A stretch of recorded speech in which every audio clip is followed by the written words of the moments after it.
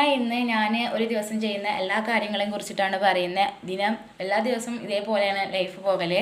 ചില ദിവസങ്ങൾ മാത്രമേ മാറ്റം ഉണ്ടാകാറുള്ളൂ. അപ്പോൾ തുടങ്ങാം.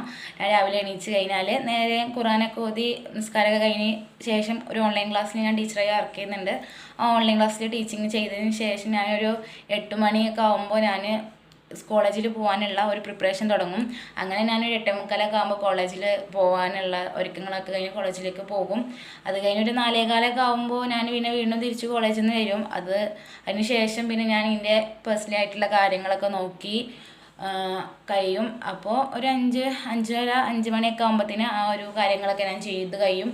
അത് കഴിഞ്ഞതിന് ശേഷം ഞാൻ സോഷ്യൽ മീഡിയയിൽ കുറച്ച് സമയം ഇരിക്കും. അതെന്ന് വെച്ച് കഴിഞ്ഞാൽ ഓൺലൈനായിട്ടും ഓഫ്ലൈനായിട്ടും ഞാൻ സോപ്പ് ബിസിനസ് ചെയ്യുന്നുണ്ട്. നാച്ചുറലായിട്ടുള്ള സോപ്പുകൾ നമ്മൾ ഉണ്ടാക്കിയിട്ട് വീടുകളിലേക്ക് സെല് ചെയ്യുന്നുണ്ട്. അപ്പോൾ നിങ്ങൾക്ക് വേണമെങ്കിൽ ജസ്റ്റ് ഞാൻ ഇൻസ്റ്റാ പേജ് താഴെ കൊടുക്കുക, ഓർഡർ ചെയ്യാൻ പറ്റുന്നതാണ്.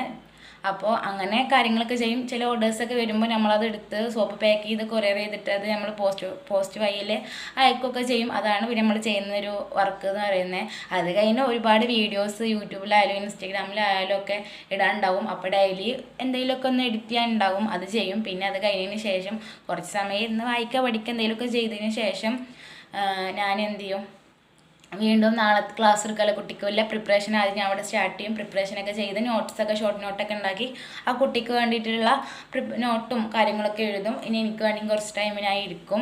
അത് കഴിഞ്ഞ് ഞാൻ നാളെ എന്തൊക്കെ ചെയ്യണം, എങ്ങനെയൊക്കെ ആവണം എന്നുള്ളതും എന്തൊക്കെയാണെന്നുള്ളത് ഒന്ന് എഴുതി വെക്കും. ആ എഴുതി വെച്ചിട്ട് നാളെ ഇതേപോലെ ചെയ്യും. നാളെ ലൈഫ് ഉണ്ടെങ്കിൽ നമ്മൾ നാളെ ഇതേപോലെ ചെയ്യും. ഇതാണ് നമ്മളുടെ ഡെയിലിയിലൊരു വ്ളോഗ് എന്ന് പറയുന്നത്. അപ്പോൾ ഇത് ഇഷ്ടപ്പെട്ടിട്ടുണ്ടെങ്കിൽ ലൈക്ക് അടിക്കാൻ മറക്കാതിരിക്കുക.